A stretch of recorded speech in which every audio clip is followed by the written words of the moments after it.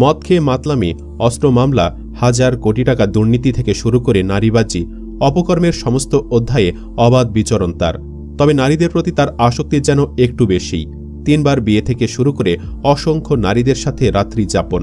মোট কথা, এক নারীতে কখনোই আসক্ত হতে পারেননি তিনি। কি ইহুদি কি খ্রিস্টান, কোনো বাছবিচারই নেই তার। সম্প্রতি জিয়াকে কটূক্তি করা অভিনেত্রী শমী কায়সারের সঙ্গেও জয়ের রঙ্গলীলার খবরটি প্রকাশ্যে এসেছে। শমী কায়সার কি শহীদুল্লাহ কায়সারের মেয়ে নাকি? তা তো না। এই শহীদুল্লাহ কায়সারের নামটা ভাঙায় ভাঙায় তিনি এয়ারপোর্টের লাউঞ্জ থেকে আরম্ভ করে ব্যবসা বাণিজ্য থেকে আরম্ভ করে গুলশানের জায়গা তার মাত্র জাতীয় পার্টি করছে। জাতীয় পার্টির এরশাদকে তো আমরা ভয়ঙ্কর রূপ দেখছিলাম, তাকেও তো আমরা ঠিক এই হাসিনার মতোই নামাইছিলাম, ঠিক? তাহলে এই শমী কায়সার, শহীদুল্লাহ কায়সারের নাম ব্যবহার করে এত জায়গায়, গাউসনগরের দোতলা বাসা, সেখানেও। আমাদের আজকের ভিডিওতে আলোচনা করব জয়ের সমস্ত নারীবাজির ইতিহাস নিয়ে।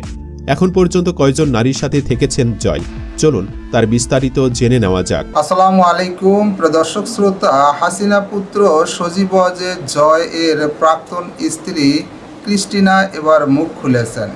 সজীব ওয়াজেদ জয় সম্পর্কে দিলেন ভয়ঙ্কর কিছু তথ্য। আশা করি সম্পূর্ণ ভিডিও জুড়েই থাকবেন। চলুন ভিডিওতে বিস্তারিত দেখে আসি। নাম্বার 1, শিখ নারীর সাথে প্রেম। শেখ হাসিনার শাসনামল অর্থাৎ 1996 থেকে 2001 এই সময়ে স্কুল জীবনের এক গার্লফ্রেন্ডের সঙ্গে জয়ের বাগদান হয়। কনে ভারতের এক শিখ পরিবারের মেয়ে। শেখ হাসিনা সরকারি সফরের নামে লন্ডনে গিয়েছিলেন বিয়ের কথা পাকা করতে। সঙ্গে গিয়েছিল আত্মীয় স্বজন ও পারিবারিক বন্ধু বান্ধব। আরও সঙ্গে নিয়েছিলেন ঢাকার বিখ্যাত ফখরুদ্দিন বাবুর্চির সহকারীদের। তবে হাসিনার শর্ত ছিল মেয়েকে ইসলাম ধর্ম গ্রহণ করতে হবে, কিন্তু সেই মেয়ে ভরা মজলিসে এতে অস্বীকৃতি জানায়। কেননা সেই মেয়ে জানতেন জয় তার প্রতি এতটাই আসক্ত যে সে যে কোনো শর্ত মেনে নিবেন। এজন্য সেই মেয়ে ধর্মান্তরিত হতে স্বীকার করেনি। ফলে মানসিকভাবে বিপর্যস্ত শেখ হাসিনা সেদিনই সকল অনুষ্ঠান বাতিল করে দেন। তিনি সারাদিনই হোটেলে নিজেকে আবদ্ধ করে রাখেন, এমনকি কারোর সঙ্গে কথাও বলেননি। বিয়ের সেই অনুষ্ঠান আর হয়নি। কোনো অনুষ্ঠান না হয় অতিথিরা বিরিয়ানি না খেয়ে ঢাকায় ফিরে আসেন। Number 2, Christine and Overmyer. সাদা চামড়ার নারীর প্রতি জয়ের যৌন সুরসুরি একটু বেশি। এজন্য শিখ নারীর সাথে বিচ্ছেদের পর খ্রিস্টান এক নারীর প্রেমে পড়েন জয়। দীর্ঘদিন বিয়ে ছাড়াই এক ছাদে থাকার পর অবশেষে 2002 সালের দিকে মার্কিন নাগরিক ক্রিস্টিন অ্যান্ড ওভারমাইন ওরফে ক্রিস্টিনা ওয়াজেদের সঙ্গে বিয়ের বন্ধনে আবদ্ধ হন। 26 অক্টোবর 2002 সালে যুক্তরাষ্ট্রে তাদের বিয়ে হয়। রিচার্ড ডি লুমিসের সঙ্গে আগে ক্রিস্টিনের একবার বিয়েও হয়েছিল বলে জানা গেছে। এতেই প্রমাণ হয় জয়ের রুচি কত নিম্নমানের। খ্রিস্টান মেয়ের কথা জানলে দেশে এর খারাপ প্রভাব পড়তে পারে, এজন্য এই বিয়ে দীর্ঘদিন দেশে গোপন ছিল। এরই মাঝে লোকমুখে প্রচার হয় হাসিনার ছেলের বউ শুধু খ্রিস্টানই নয়, ইহুদিও বটে। বিরোধীরা সংসদে যখন বলা শুরু করল জয় ইহুদি মেয়েকে বিয়ে করেছে, তখনই হাসিনা বলেছেন যে আমার ছেলের বউ ইহুদি নয়, খ্রিস্টান। কথাটা এমন যে ডাকাত বললে বলা হয় ডাকাত না চোর, চোর বললে বলা হলো চোর না ছিনতাইকারী। তখন যদি বলা হতো সজীব ওয়াজেদ জয় নিজেই ইহুদি ধর্ম অবলম্বন করেছেন, তখন আমাদের হাসিনা হয়তো বলতেন জয় নয়, তার বউ ইহুদি। অবশ্য বিধর্মীদের প্রতি জয়ের আকর্ষণের কারণও আছে। ইতিহাস বলে ডক্টর ওয়াজেদ নয়, জয়ের বাবাই মৃণাল কান্তি দাস নামের একজন হিন্দু। অবশ্য জয়ের এই বিয়ে খুব বেশি দিন লাস্টিং করেনি।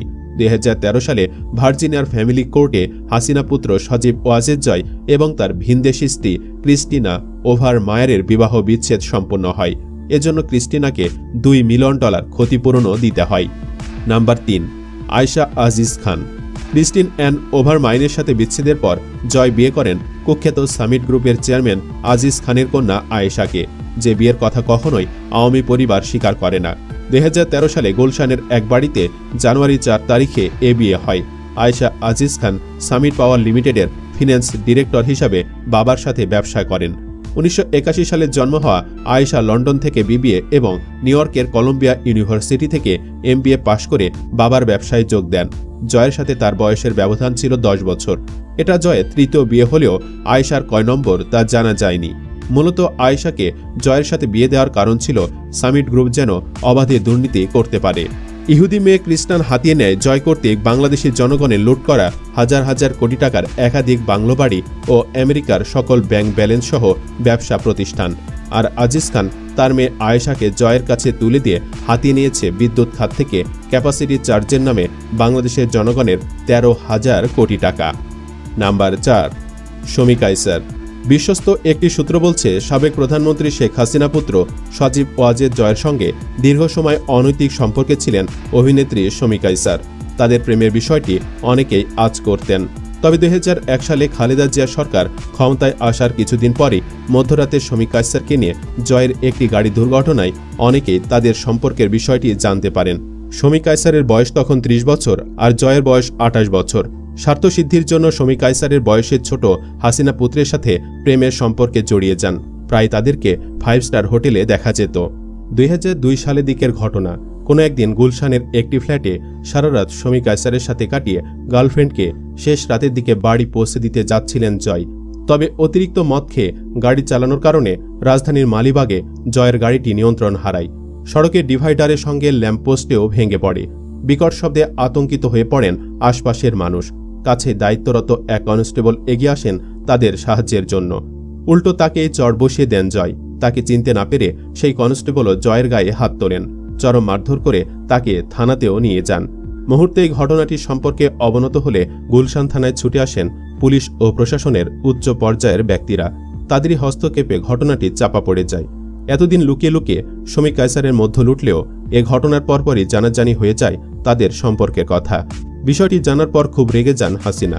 পরে মায়ের চাপে ভেঙে যায় তাদের প্রেম। তবে প্রেম ভেঙে গেলেও শমী কায়সার তার স্বার্থ ঠিকই আদায় করে নেন।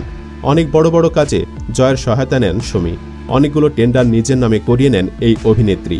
এমন আরও অনেক নারীর সাথেই জয় রাত্রি যাপন করেছেন। শুধু নারীবাজি নয়, ব্যক্তি জীবনে চরম উচ্ছৃঙ্খল জয়। 14 জুন 1998 টেক্সাসের টারান্ট কাউন্টিতে জয় গ্রেপ্তার হন। তার বিরুদ্ধে অবৈধ অস্ত্র রাখা ও মাতাল অবস্থায় গাড়ি চালানোর অভিযোগ আনা হয়। অভিযোগ প্রমাণিত হয় আদালত তাকে 120 দিনের কারাবাস, 24 মাসের প্রবেশন এবং $500 জরিমানার আদেশ দেয়। 6 ফেব্রুয়ারি 2006 ভার্জিনিয়ার হ্যানোভার কাউন্টিতে গ্রেপ্তার হন জয়। তার বিরুদ্ধে বেপরোয়া গাড়ি চালানো এবং বেআইনিভাবে রাডার ডিটেক্টরের সঙ্গে রাখার অভিযোগ আনা হয়। সাজা 1 দিনের হাজতবাস এবং জরিমানা। 19 মার্চ 2000 ভার্জিনিয়ার ফেয়ারপ্যাক্স কাউন্টিতে জয় গ্রেপ্তার হন। বিচারে অভিযোগ প্রমাণিত হলে আদালত তাকে 30 দিনের সাসপেন্ডেড কারাবাস সঙ্গে 12 মাসের প্রবেশন ও $400 জরিমানা করা হয়। এছাড়া 29 এপ্রিল 2001 ভার্জিনিয়ার র্যাপাহ্যানোক কাউন্টিতে এবং 20 মে 2004 আর্লিংটন কাউন্টিতে বেপরোয়াভাবে গাড়ি চালানোর দায়ে অভিযুক্ত হন জয়। প্রতিটি ক্ষেত্রেই আদালতের খরচও জয়কেই বহন করতে হয়েছে। 2005 মার্চে জয় ওয়াজেদ কনসাল্টিং ও সিম গ্লোবাল সার্ভিস নামের আরও দুটো কোম্পানি প্রতিষ্ঠা করেছিলেন। মজার বিষয় হল, এ দুটো কোম্পানির বার্ষিক বিক্রয়ের পরিমাণ দেখানো হয়েছিল $61,000 ও $35,000।